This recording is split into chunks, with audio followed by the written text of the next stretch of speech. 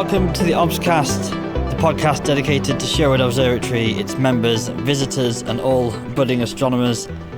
This special episode we are heading into what used to be a derelict reservoir but is now a state-of-the-art Planetarium Science Centre. And who better to give us an audio tour than the very man who gave me the audio tour of the same space in October 2023, back when it was just a drippy old reservoir. Julian Best, who leads the Reservoir History and Artefact Preservation for Sherwood Observatory, is here again to show me around and discuss the changes inside. Julian, thank you very much for being here again. Good evening, Joe. It's great to be back. We're stood outside at the moment in the same spot we stood the first time we recorded in the reservoir, and before we walk in and around the finished product, what were your feelings when you first walked in to the completed build, and how did it stand against the expectations you had? I was very impressed. They've done a very good job, the main contractors. Very, very impressive. It's all finally come together. All that hard work over the years from all the members, the trustees, everything that we've planned for, worked hard. All the pre-prep work we've done up the top, all the volunteers, all those muddy days and everything, it's all finally come together. And it's exceptional. It looks exceptional stood out here looking at it. It's I see the old Victorian brickwork topped with modern architecture. It looks incredible. And we're stood next to the original valve that's been refurbished and I think had just been removed last time we recorded an episode. Yes, that's absolutely correct.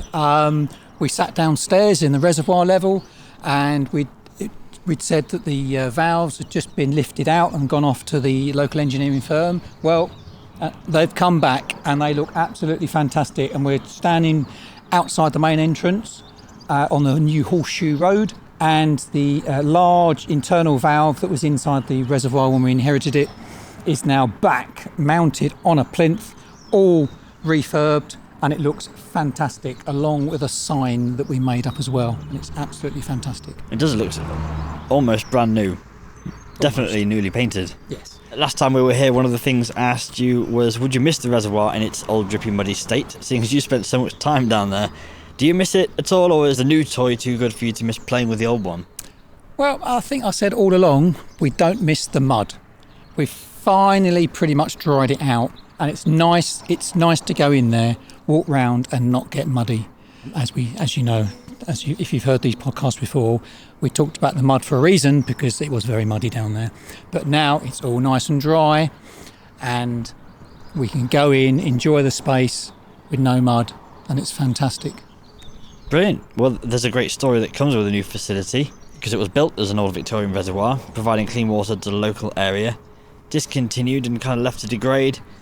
An observatory pops up next to it, whose members buy the reservoir's land in 2014 and eventually bring it back to life in an astonishing effort from volunteers who managed to turn it into a planetarium and a brilliant resource for the local area. So shall we once again walk in and see the new shiny building and get to walk along actual nice brickwork in this time? Into the mezzanine floor, shall we? Yeah, I want to see what a mezzanine floor is. Well, the first impressions coming in from the audio viewpoint, it's not as echoey as it was. But visually, I've walked into the reception area on a mezzanine floor, so I now know what that is, because I didn't know when we talked about it beforehand. And it's got lovely exposed Victorian brickwork with original arches intact. It's, in general, a very welcoming setup for visitors. Yes, it's absolutely fantastic. It's the old meets new on this level, effectively. We added the level in. You now know what a mezzanine floor is, all part of the STEM offer, obviously. And it's fantastic because the public know that they're coming to see an observatory show, and some of them may have heard about this reservoir thing, and they walk in and they go, oh, we tell them where the planetarium is, and then we tell them that there's exhibition spaces downstairs, which we'll go down in a minute.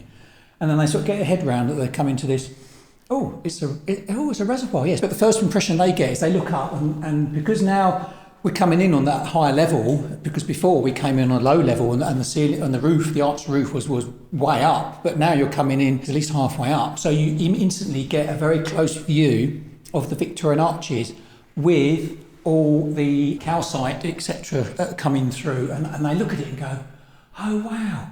And then they think, oh, you didn't clean it off. And we said, well, no, of course we didn't. A, because it would cost money, and B, it's all part of the heritage. Yeah. Why would you clear it? It shows what it is and what it used to do, and it's all natural. And the deposits are formed, I hope I'm going to get it right, way around, stalactites off the ceiling, because they're hanging on tight. That's the way I remember it. Hanging on tight. This isn't countdown. So the reaction from visitors is good when they come in here? Yes. Do you ever have any visitors that mention they saw it in its previous condition? Because we used to give tours on open days. Yes, before we handed it over to the main contractor, which was just after podcast 1, we were bringing people in here in its very muddy state, and we had cleared, remember we said we cleared an area around and we took people down? Yes, I have had some people say that they did see it in the old state, and I said to them, because it might have been me probably that showed them around, so I did quite a few of the tours, and I said, remember I said, we're going to come in on the mezzanine floor and it's, we're going to do this, this and this, and they go, yes, it's fantastic what you've done, and they all seem quite impressed that I think they're quite impressed that we pulled it off, because a lot of these big projects, they go over budget and they go over time, and we pretty much, came in, we certainly came in on the time frame that we said we're going to, and they're quite impressed. And then I have to remind them that the foundations are already here. We didn't need to build foundations. You're in the foundations, and it's just a conversion, effectively of the disused reservoir, and we just build the level on top. Excellent. Well, I'm glad they're impressed. I am. Mm. When we last spoke, I don't believe we'd set in stone as a society how this would be run or by who, but we now have a manager, and our very own Tony Booth has been a member for years and doing an incredible job. Yes, Tony was one of the members that rolled around in the mud in the day, and he's now the centre manager, and he's done a fantastic job in the opening up of it and preparing it for the public, and and effectively finishing off the fit out really to get it how we wanted it for the public access, and he's overseen the exhibitions and. The cafe offer, which we'll talk about, and everything, and it's absolutely fantastic. He's done a very good job to get it, along with other volunteers as ever. But he's overseen to make sure it's fit for the public, and we're still going. We're now plus 6 months, 7 months since we've opened, and he's doing a fantastic job. Brilliant. Well done, Tony. I'm ready to be walked around and shown different areas of the building. So should we start at the bottom in the exhibition hall so you can show off some of the contributions and work our way up to the planetarium? Shall we? So now, effectively, we've come in on that mezzanine floor now. So we're now going to go down the stairs into the exhibition hall, which was the reservoir. Yep.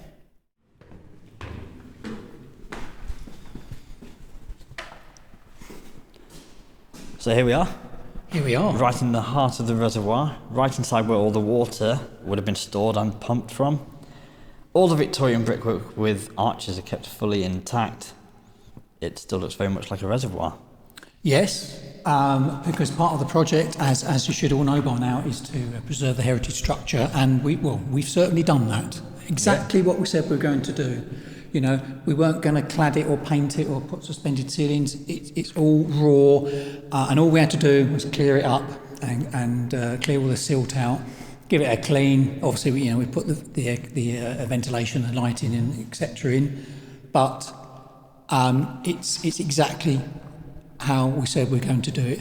And it's now a magnificent exhibition space displaying the old artefacts that have been well restored thanks to efforts, including on a large part your efforts. Could you mention and show me a few of those bits in here, and then maybe tell me which one you're maybe most proud of?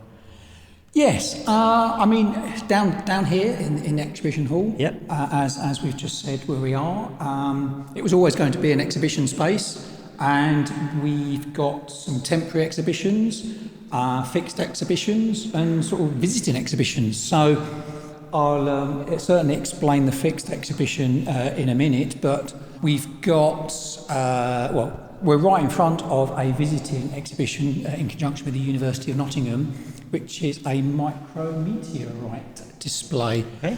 So, it's all relevant space and technology and science. Yep. So there's a cabinet with some microscopic meteorites and descriptions of what they are and pull-up signs and all sorts of things. So all part of the visitor experience when they come in to see a show. And we're hoping to work with other bodies that will bring in sort of visiting exhibitions as all part of the offer. And an exhibition that we worked on several years ago for Mansfield Museum was the Apollo presentation, and we've set it up in the reservoir, showing the history of the Apollo mission with some glass cabinets with all sorts of artefacts and models of rockets in and things to show that story. And it's quite well received. The public also, they come in and read the panels and have a look at the displays, and it's all part of the offer. And what I'm particularly love, I would say it because I was involved with it, is the water history project that's funded by the National Lottery Heritage Fund. Yeah. And we did it. We did everything that pretty much almost that we said we were going to do. I wanted a timeline, and I'm looking at the timeline now, which is a number of discs with important dates. Yeah. To tell the story of why this reservoir is here. Why was this reservoir here? What was it doing? And how did we come about to be in it effectively, and what we've done with it all through the timeline. So the timeline discs are there. We've got information panels on the wall that explain everything from why the water was needed here, all the way through to what role this reservoir played into the demise of it, and effectively while we're here and what we did with it. And as you mentioned, those artefacts are back.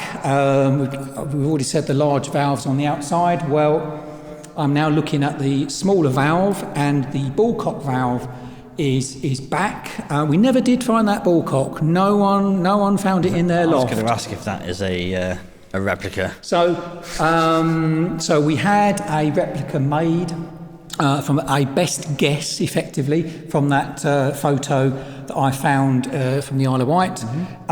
When we're still not 100% sure if it was the right size, we don't know, but it's a good replica, it's a good representation, and to be fair, it looks pretty. It looks amazing. It's a copper effect. My director, who's a plumber, he's quite impressed with it, and if he's impressed, then it's impressive. To be fair. And to be fair, I'm glad we didn't make it any bigger, because it just happens to fit on the arm in the position it is. Any bigger, it would have been a bit more needed work to fit it on. And that ladder, the ladder is impressive next as well. to us right now. Yes, it's incredibly heavy. We removed it as part of the artefact. It's all been cleaned up and it's come back, and it's mounted exactly where I wanted it, and it's on the column nearest to the central area of where it used to be, that the engineers used to access it back in the day. It looks more securely fitted now than it has been for decades, especially when we came down here and saw it kind of swinging. Yes, health and safety, yes. Well, it has to be, properly fixed now, because obviously we've got public in here, etc. And it's solid. It's effectively part of the column now, and it's got interpretation panels on it. All the valves have got interpretation panels. That sign on the way in, it doesn't just say welcome to the Planetarium Science Centre. It gives a bit of blurb about the valve, so people know what the valve is, what they're coming into. And so does the information panels on the rear wall, that people, the planning of the exhibition, we wanted people to look down and say, what is that? You want to allure them into the reservoir. So it's opposite the door as you walk in on the other side of the room. So you come down those stairs, you probably heard us a moment ago, come down the stairs, you come straight in and you look straight down the reservoir hall, exhibition hall, and you see the water history project with the valves. And the artefacts are all very well restored now, and it's been well worth getting them to this point, because the building tells a story, and these objects add to the overall picture of the history. Yes. Not just the building, but the local area. And now it's flowing with STEM from the Victorian age to modern day. Yes, absolutely. And also to assist with the project, telling of the project, we mentioned, I on the way in, I listened to the podcasts back, because it was a while ago we recorded them, and we mentioned that we might have a touch screen or something like that. Well, we did that as well. We've now got an active touch screen. And I believe you were looking for someone who worked here. Did you find them? We did. Excellent. We actually found some, and to be fair, it was a bit touch and go because it was almost on. Well, part of the project. I remember saying that we weren't just going to put hoardings up, and you don't see it until we open it. Part of the offer was going to show people around the construction in conjunction with the main contractor, and our main contractor was very generous with their time and their energy to. Give tours. They had to lead the tours because it's their site, and we're very, very grateful for them giving public tours. It was proper hard hat tours and all the rest of it. I went on one of those tours, and their enthusiasm for the work they were doing, it didn't seem like they were there because they were being paid to work. Yes.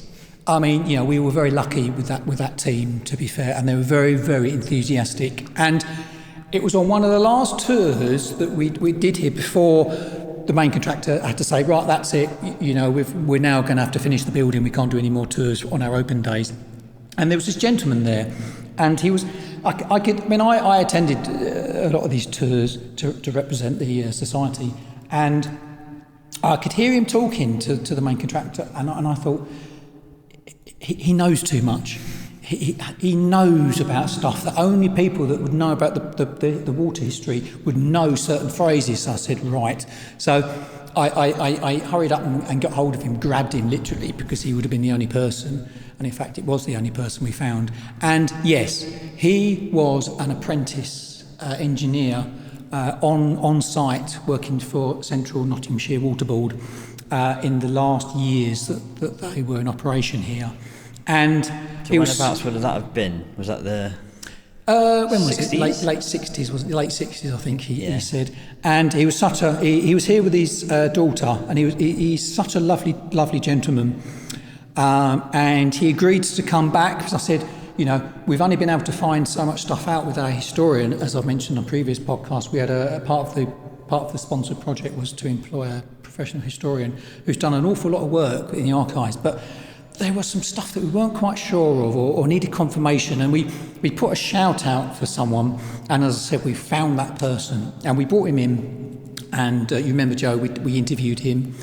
I wasn't here, you interviewed him. I just edited the audio for you. Well, yes, but you kindly provided the facilities to record him, because we wanted to get, we wanted to record him, and also we did some audio recording of him because he kindly did an audio piece that we have included on that touch screen. Excellent. And he was very, very gracious in allowing us to use that audio.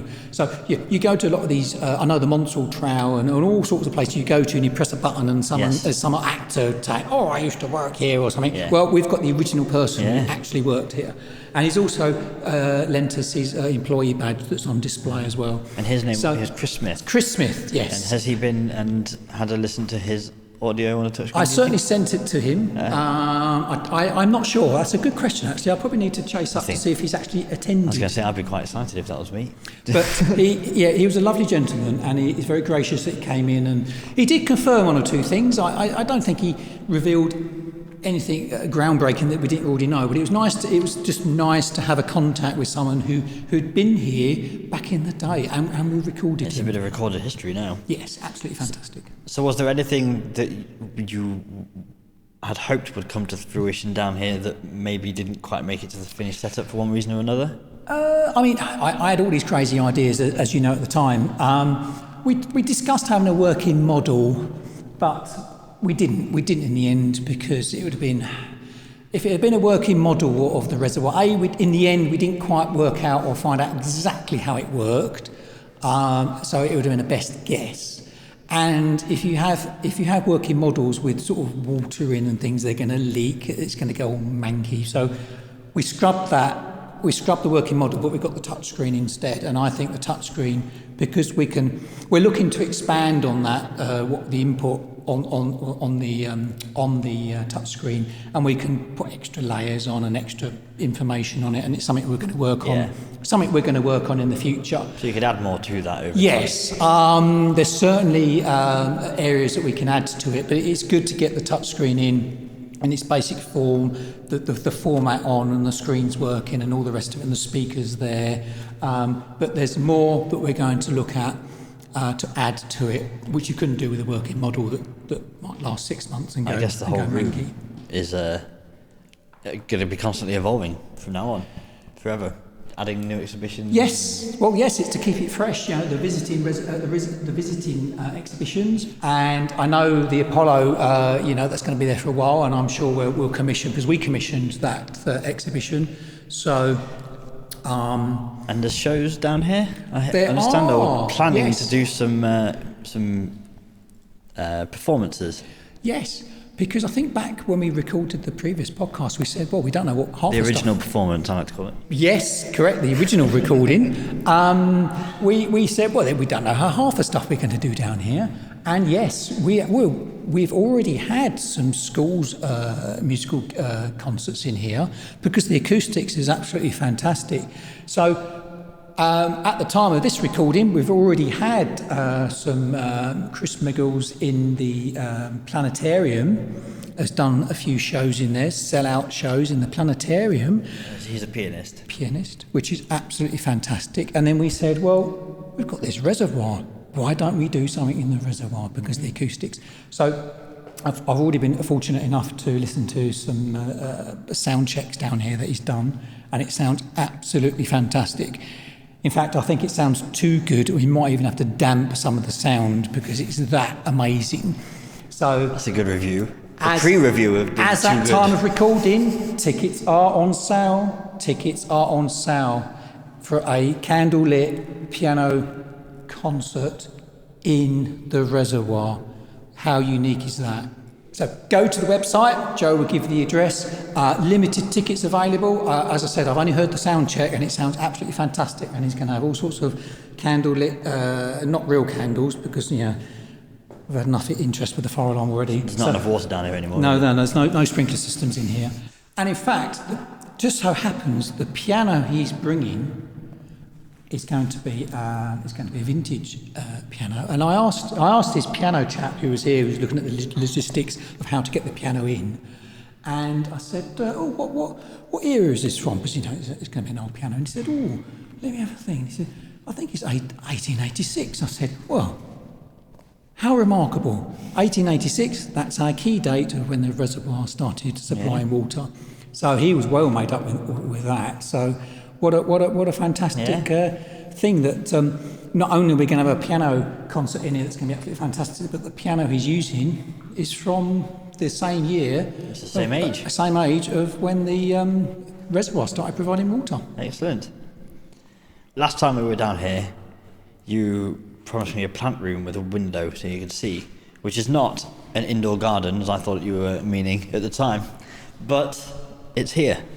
It is, and we are now looking at it, and we're looking through the window, because part of this whole project is STEM, science, technology, engineering and maths. And we thought, often in buildings you just hide the plant room away, no one ever sees it, thank you very much. But we thought, this is STEM. This is STEM on steroids in here. So we've got this window here. You can look through. I can literally look at the building management system panel with all the green lights on it. It's not quite the Starship Enterprise. It's very space age, though. I was going to say. It's got lots of LEDs on it, and it's got touchscreen panels, and it's all sorts of whiz things. And it's got, I can see the heat exchanger for the air source heat pump, underfloor heating. And if I look further around, I can see the IT rack, because it's obviously all high-tech computers and servers. And I can see a screen that says pressure correct, so that's good to know. Yeah, that's very impressive. Yes, and lots of green lights. If you see red lights, we worry. If green lights are good, red lights we worry. Well, it's all green for now. It's all green now, so we're better on. And further around, all the electrical panels, all brand new, all modern electrical panels and all electrical systems. And I'm very impressed with the plant room, let alone anything else. So yes, and we can explain to people what it all does, and it's all part of the engineering of the building. Okay. Well, I can also see a square shape in the floor where I suspect the old reservoir valves used to be. Is this all original brick put back in? Yes, absolutely. because part of the project is to preserve the heritage structure. And as you know, as we've explained last time, we volunteers did lots of prep work just to save some money, basically, to knock the old valve pump house down because it's in the way. And we reused those bricks. We reused them where we could to limit any. I don't think we've actually used any new bricks on this build, which is absolutely fantastic. So where the arches have been filled in on the entrance, we've reused the brick. And as you say, where we're standing right now is the sump area, as we called it, where all the original valves were, that ladder, the base of the ladder was. They've done an absolute fantastic job of filling it back in using the reclaimed bricks that we all spent many weekends chipping away and going, oh God. But yes, we did the bricks and they relayed them. Well, I can spot. It's fantastic. I can spot in the middle of the bricks a time capsule shaped hole in the floor with a cap on top. Can you tell me about the project that you've been doing with the time capsule? Yes. Well, we said, why not do a time capsule? And it's still not buried yet, funnily enough, but it is actually, we've actually got a planned date now for the ceremony finally, and it's within the month of the time of this recording. And we suggested, why don't we, put it in the reservoir itself, because it would make sense into the area of the new build or in the building, and to put it in the area that's already been dug out effectively. So the main contractors, they were on board, they were very enthusiastic about our time capsule. So we're very grateful for them for that. So within the sump area, they allowed for a time capsule chamber, which we're standing right next to now. And it obviously says on it, time capsule sealed 2025, because we're in 2025 now, to be opened in 2086, when we said it was going to be opened, which is 200 years of when the reservoir started supplying water. And as it happens, sometimes dates and things do align in time and space in the universe, and it just happens to be 100 years of when the observatory opened as well. Yeah. So it just works nicely. And it's a nicely finished chamber. That effectively is the last bit of the build, really, I think, unless we make any changes. But it's the last bit of the original plans, really. We've opened it up and it's all working. It's all doing what it's meant to be doing, and we said we're going to have a time capsule. The chamber's in.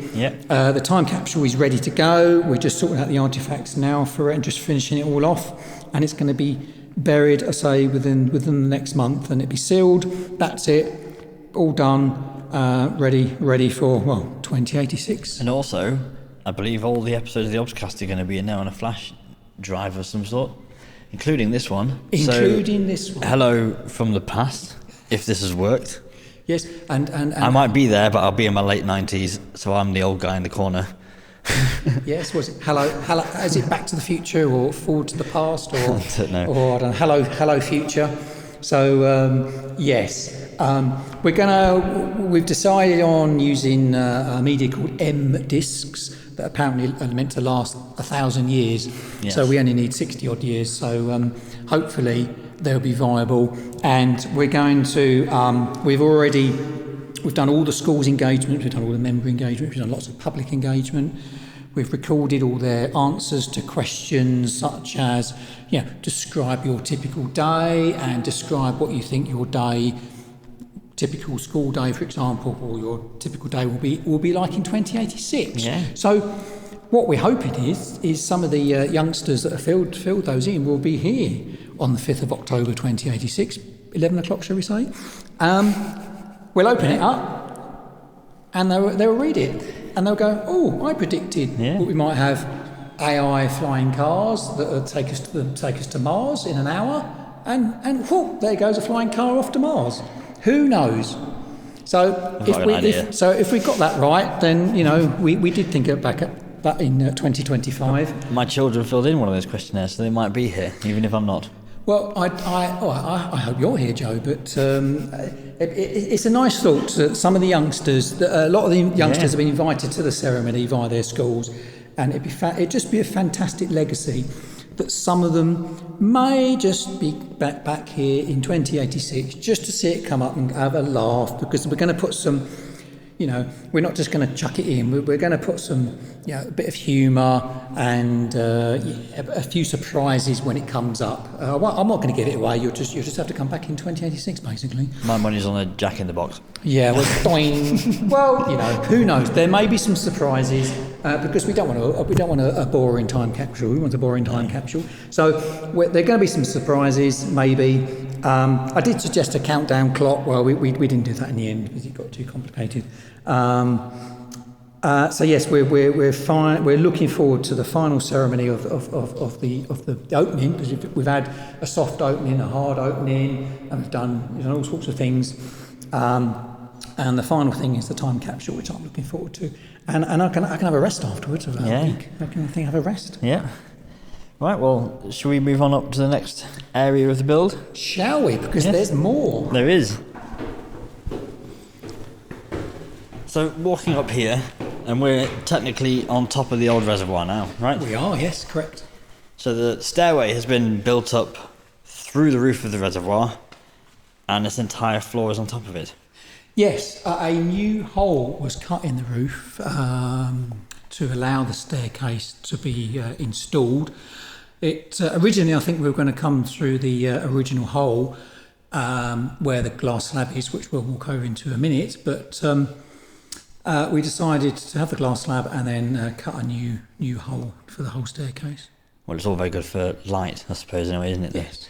Oh, but if we look at this, the glass part over here on the walkway that you've just mentioned, this is where the old pump house was, isn't it?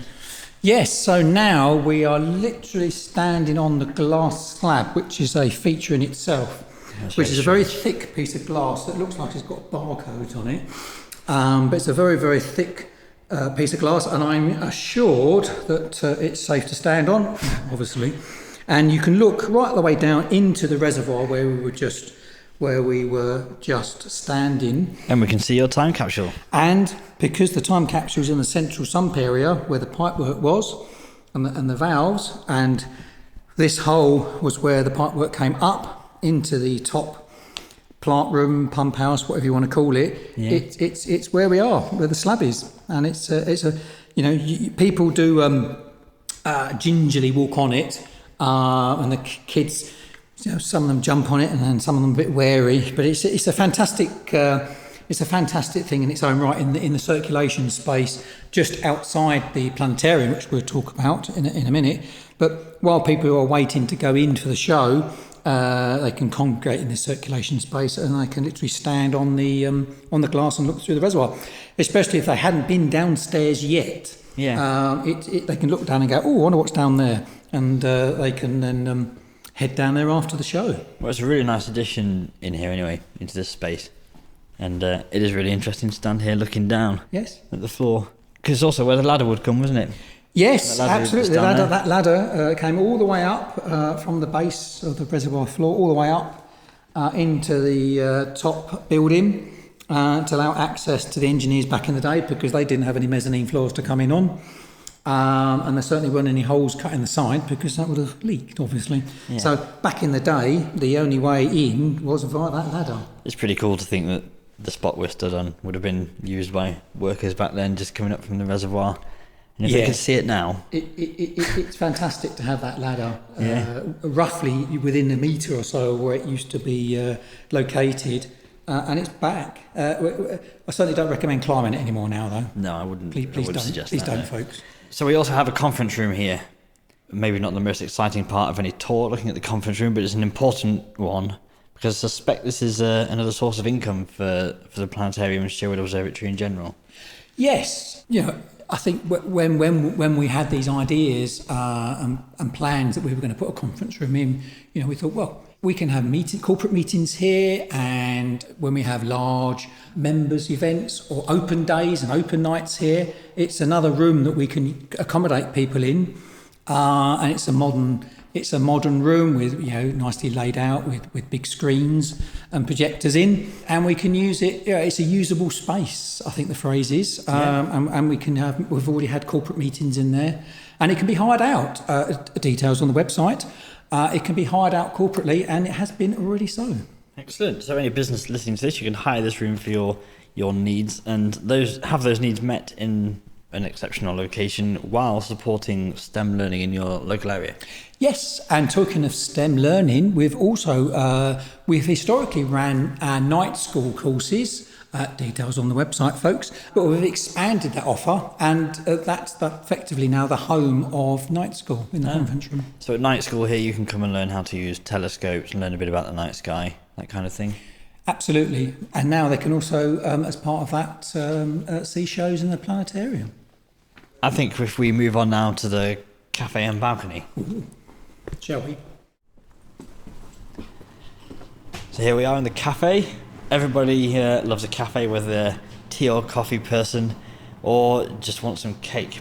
But how's the cafe run, and who's it run by? When's it open?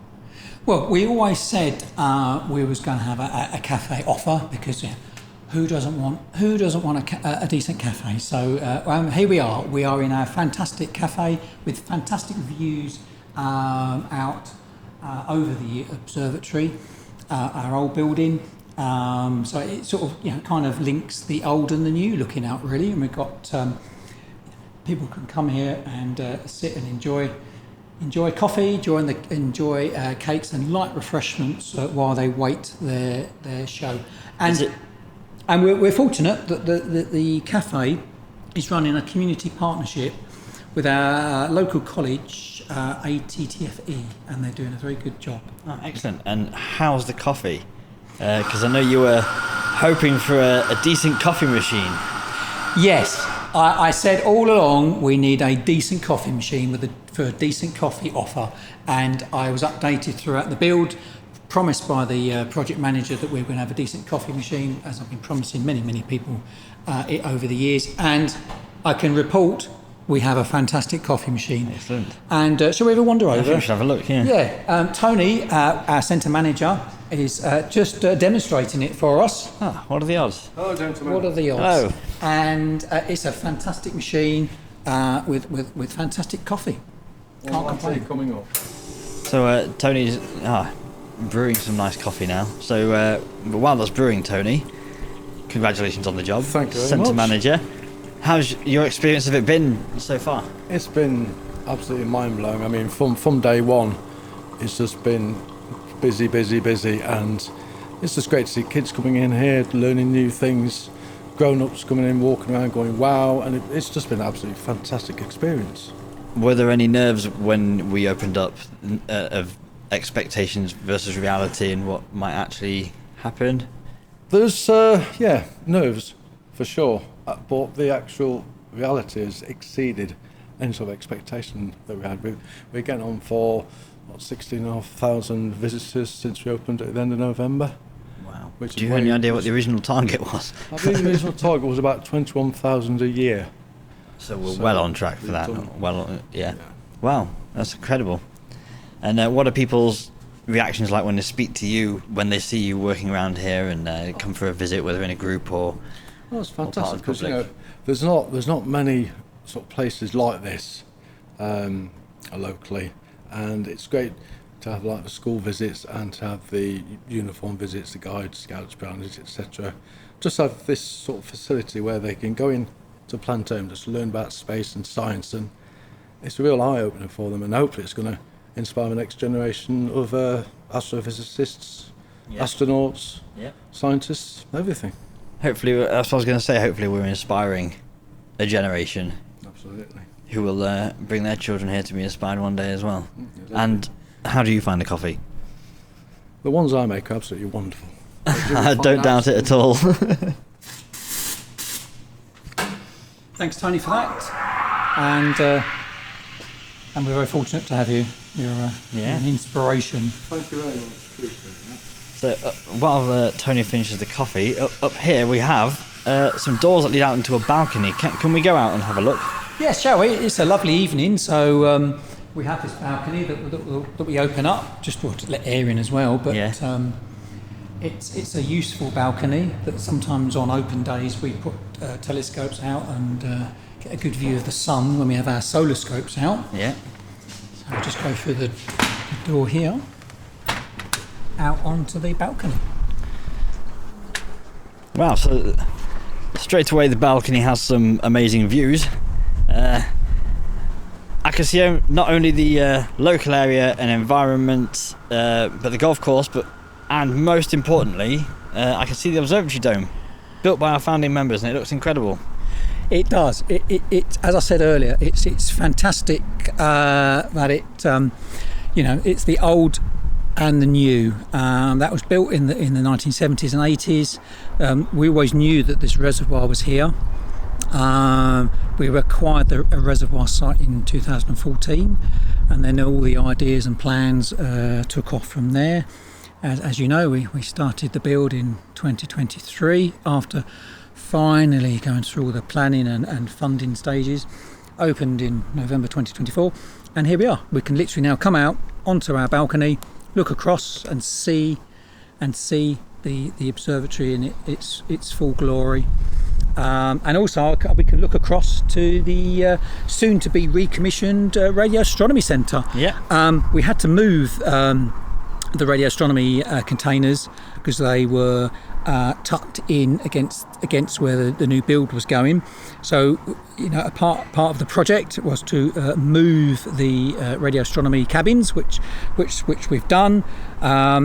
We've also now cladded it, and we're just finishing off the cladding around it because we didn't want to make it look still like a shipping container, because that's what effectively it is. As part of the project to make it all lovely and neat and tidy, and it's all cladded, and hopefully soon the radio astronomy will be back in commission, because we don't just look through telescopes here. We do an awful lot here, and it's all part of the STEM offer. Radio astronomy, very important, not just optical astronomy, radio astronomy as well here. And it works 24 hours a day. It does, and as you know, we if you don't know, we house the only meteor beacon in the UK here at Sherwood Observatory, because we are at a suitable location here. We're roughly central in the UK. We're the second highest point in Nottinghamshire. We've got people here with the correct licences and knowledge, and in conjunction with the RSGB and the meteor detection people, we've sited the beacon here, and that's transmitting 24/7, which, without going into too much detail, it reflects radio signals off any passing meteors, and people with suitable detectors can pick it up and see the trail effectively, and that's transmitted from here, Sherwood Observatory. It's brilliant, isn't it? And our Radio Astronomy Centre is operated by Nigel Cunnington, or Nigel Sparky Cunnington, who is our resident radio astronomer. And I did an interview with him on a previous episode if people want to learn more about him and what he does here. Yes, absolutely. He's a dedicated volunteer, as many of us are.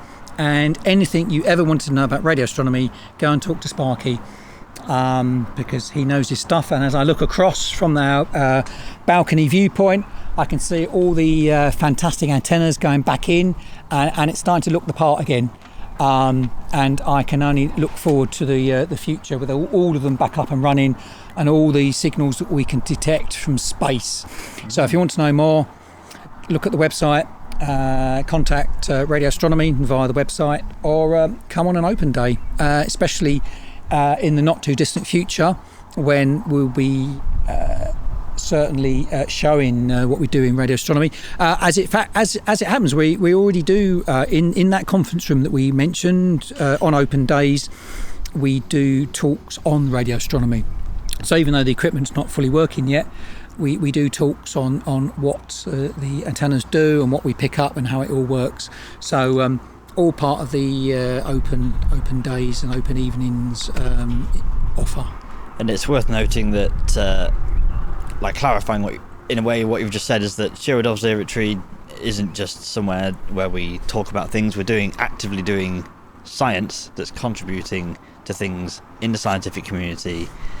At least we have been doing, and then when that's back up and running again soon, we will again be actively contributing to science. Yes, at Sherwood Observatory. We do. The meteor beacon, the data that's collected from the meteor reflections is actively being used to track and work out where meteors come from, and it's beyond some of my comprehension. But they are using the data that is transmitted and reflected back, that's transmitted from here. And on the side of the radio astronomy that we can see on this vantage point is a huge satellite dish. That's one of the next projects, because we're always doing things here. We don't just stop. Yes, we've built this new centre that we're standing in, but we're always progressing. So one of the future projects is to install this huge satellite dish that we can then track even more signals from space. Amazing. Which is even more exciting. So you can come here and then seeing a show, getting something from the cafe, enjoying it out on the balcony, looking at the RAC Centre and the observatory sounds like a pretty good day to me. And the cafe experience is available if you buy a ticket to a show in the planetarium. Yes, effectively it's pre-booked shows only, or when we have open days during the summer, when we have our solar scopes out predominantly, and in our winter months when we have our open nights, when we have the main night sky telescopes out, and then you can come and enjoy our cafe. Brilliant. Well, shall we move on to the headline act of the whole place and go and have a look at the planetarium? Oh, I thought he was going to say the coffees. Oh, the coffees. Yeah. Well, other than the coffee, we've got this thing called a planetarium as well.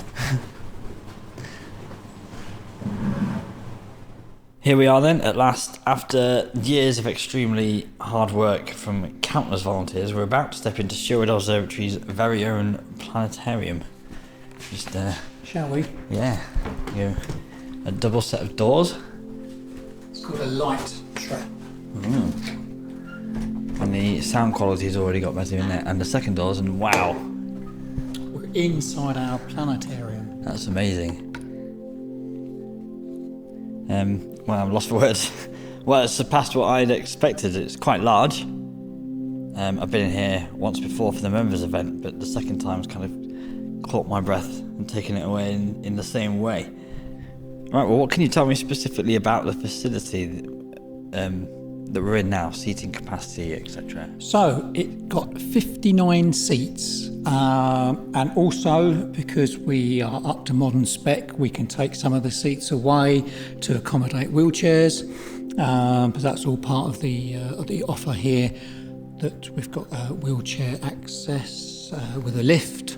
Also, you can have a lift to all floors, including to this planetarium level where we are. And just across the way from the planetarium, we've got full facilities, including changing place toilets, which are very important to this facility. So 59 seats. As I look across the seats, we've just had the seat sponsor plaques fitted, as you can see here. So people were invited to sponsor a seat for about 5 years, and they could choose the message they wanted to put on a plaque. And we've just literally fitted them last week, and they're looking fantastic. So they were fitted by our curator of instruments, Chris Yes, Dakin. Chris, he made a fantastic jig up. Full credit to him, and they look absolutely perfect. He was very brave. Very Riveting, brave. because they're rivets, aren't they, into these seats? Yes, very brave. He's done a really good job, though. So, like, for example, we've got here Dr. Chris Spencer, who we know quite well. He's got a plaque on here. So E4, he is. E4, yeah. Here we've got one that's in loving memory of Anne Cross, so you can sponsor one in future for. I mean, how long do these stay on for now? 5 years. 5 years, From and then now. So 5 years, and they'll come up again for sponsorship. This is one here, E6. From John Cross. It's life, Jim, but not as we know it. Let's hope that in the next few years we actually get to say that for real. Yes, absolutely. And we also that was some members, and we also had some corporate sponsorship on the seats as well, which is fantastic as well. So yes, the planetarium, 10-metre dome, full 360 dome. As we look up, we've got the lights up. 2 very powerful projectors that have got very high-end computer systems feeding them, and we turn around and see the control desk where our presenters sit and control the presentation and the audio, and show the various shows that we put out to the public generally. Do you have a different variety of shows for ages and different audiences? Yes, we have many shows available. Details on the website where you can book the tickets as well, obviously. We also describe the type of shows on the website and what ages they are suitable for, and the target audience, because some are targeted for more perhaps the younger audience or perhaps more of an older audience. But generally, most of them are family friendly, we're saying. Nothing too scary. But and I've seen quite a few myself, and I have to say they are fantastic. And not only do you get to see the show, but many of the shows also have a presentation of the night sky, often by the presenter. And there's also often Q&A sessions as well. So you get a chance to quiz the presenter on perhaps what you've just seen, or if you had any burning questions of astronomy, then that's your chance to ask. And I'm quite sure they will do their best. And not only can they describe it to you, but often they can physically show you it on the planetarium screen. So if you ask a question about Mars, I know this has happened because I've been in the shows, you talk about Mars and literally they can fly you to Mars there and then. You can literally fly to Mars, sitting in the seats in the planetarium. I can vouch for that as well, actually, and how amazing that is, because I can't remember what I was doing here. I was helping out, volunteering in some way, and Steve Wallace was here, and that's our chairman, Steve Wallace, and he was playing around with that. So there was four or five of us stood behind the what do you call this, operation area? Control desk. The control desk. Yeah. And we were just asking to see different things in the universe as well, not even just in the solar system. We went to the moon, we saw the Apollo 11 landing site, went to Mars. It was incredible. And then you go, obviously, we want to go see Saturn because we want to see the rings. That capability is something I've never seen before. I didn't know it existed. It's very impressive. It's all part of what we do here. You know, the prepackaged shows and the learning that we can give. Not just give PDF presentations. Now we can literally show you it on our live screens. 360 degree, 10 meter high definition screens. And also, we said back in the day that we might be able to show even live views of the night sky. Well, that's something we're working on. We can, and we've just started to test hooking up cameras to our telescope in our observatory, because obviously that's still running. Some people seem to think that we're knocking that down and this is the new telescope. So we have to try and get over that and explain that the telescope's still there. Yes. And this is completely different. This is a planetarium, but we're looking to link the two up, and the possibility of being able to show the night sky from other telescopes as well, beamed live in to here. That would be amazing, so especially the southern hemisphere, seeing the differences. So see the moon upside down. Yes, so you don't even have to leave Sutton in Ashfield if you don't want to. You can just come here, buy a ticket, and see other hemispheres. It's certainly a lot cheaper than travelling down there. Yes, and it saves that carbon as well. So you can technically get tickets to Australia's night sky here, and you can get them at our website, sherwoodobservatory.org. Sherwood-observatory.org. Yes, I mean, subject to availability, and some of these shows are going to be in the making soon. So it's a future project, certainly, that we're looking to work on, to be able to show all sorts of things from other observatories, because often, unfortunately, it's either daytime here or it's cloudy. Mm-hmm. So wouldn't it be fantastic to come here and even in the cloud to be able to see live views of the night sky on the other side of the world. So that's literally watch this space. Yeah, it's a shame people can't see what we're seeing right now because it's an audio medium, obviously, but it's hard to describe. Yes, because obviously most of the time it's dark in here, because you'd expect it to be dark. Well, as we mentioned earlier, we've had the piano concerts in here, where the piano was set up down the front. And we have projected images of the night sky accompanied with the piano, which was absolutely fantastic. And we had the The electric candles, definitely not real candles. Yep. The battery-operated candles, all placed around, all down the steps, and it just looked fantastic. I'm sure in the future we will be repeating those shows, so that's something to definitely look out for when those shows come around again, hopefully. And these shows, especially the planetarium shows and the tours, are available for the general public, but can different groups such as scouts, school youth clubs or anything also come here? Yes, well, we as you know, we have done outreach for many, many years here in the old building for the group visits, they're called, schools visits, uniform groups, the WI, all sorts of groups come through here. And with the new facility, part of the offer was being able to expand on the outreach, and we've done just that. We've had a higher throughput of group visits. Now we can have greater capacity of group visits because we were limited by the small space of the facilities back in the old building. We can fit 59 in here, for example, so we can have larger group visits through, and we can tailor shows for them.